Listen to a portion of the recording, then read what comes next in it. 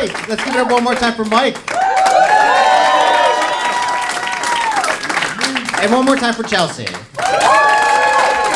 one time for yourselves. What a huge, lovely audience all of you are. Are there any parents in the room tonight? Oh my God, I love this crowd. So I do. I have two kids, and they're school-age kids. And it's my greatest joy in life is being a dad. And it's great, right? So my son, he comes home from school the other day, and they changed the detention system to something else. And he said, "Dad, my old second grade bully got a red card at school today." So I was like, well, okay. And he's like, he got the red card for saying the C word at school. I was like, the C word? He's in 4th grade. It didn't add up, but then I thought, well, I know that kid's mom, so that kind of makes sense.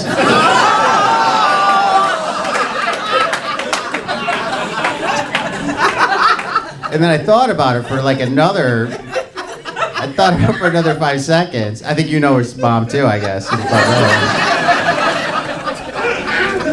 I thought about it for another 5 seconds, and I said, wait a second, is the C word crap? And my son says, yeah, Dad, is there another C word I should know? I was like, no, there's not. But please make sure you tell that story to your mom. I'm not married to his mom, so she's gonna dig it the most. But it's tough. It's tough being a dad because you gotta field a lot of tough questions with your kids. And my kids know not to swear in front of me and in front of their mom, and especially at school. And I let my kid watch a movie that had a lot of bad language in it. So I made it a teachable moment for him. And I said, I know you know all the bad words, yada, yada, yada. And he said, well, Dad, I don't know all the bad words. I know the S word, I know the A word, I know the F word, but I actually don't know what the N word is. That's what I said. So he said, Dad, I thought it was nerds, but I talked about it with my friends at school, and we decided that wasn't it.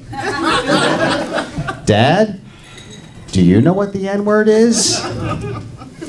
So I'm from New Jersey. I know what the word is. I'm not married to his mother, but she's still in his life. So I said to my sweet boy, I said, son, you're gonna have to ask your mom. His mom is from Virginia. I'm pretty sure they invented it. So I'm divorced from my kids' moms, but I am in a committed relationship now. We've been together for 5 years. It gets better. It's like 7 years in COVID time. And we hardly ever fight. We hardly ever have a disagreement. And it's so much fun all the time. It's like a joy, honestly. It's true. And we both work at home, and we message each other during the day, even though we're both in the same house. It's kind of funny. So I was downstairs having coffee. She was upstairs. She sends me this message. She says, hey, I'm doing yin yoga in nothing but a thong. And then I hear, because you forgot to put the clothes in the dryer!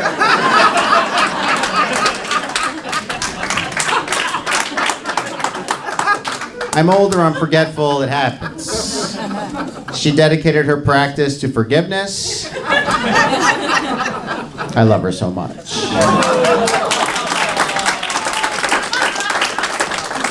There was only one other time she got really mad at me. And I jokingly explained to her that mansplaining is a compound word.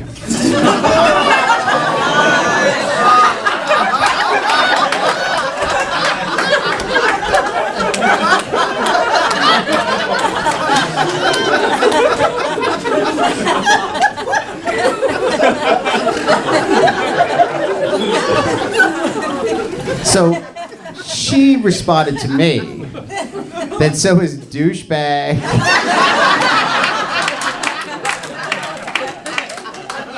jackass, and sleeper sofa.